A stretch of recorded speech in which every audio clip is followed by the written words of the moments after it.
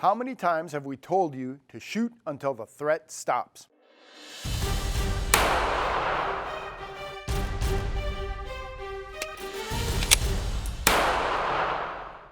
Take a look at this video of police officers facing down a man armed with a knife.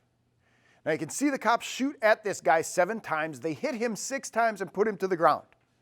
The threat has stopped. They stop shooting. But what else do we tell you? If the threat reappears, start shooting again. In this case, the guy with the knife, after being shot 6 times, gets back to his feet and comes at the officer again, who decides not to shoot him. And now the officer ends up in a rear naked choke with a knife to his throat. Keep shooting until the threat stops, and if the threat reappears, shoot again until the threat stops. If there is an imminent deadly threat, you can use deadly force to stop it. In fact, you must use deadly force to stop it, unless you're just going to run away. So I don't know how to make this more clear. Watch this video again. This guy gets shot 6 times and then gets up and puts a knife to the neck of this officer.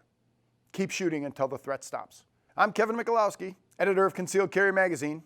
Let's talk about deadly force decision making. When do you stop shooting? When the guy falls away from the front sight?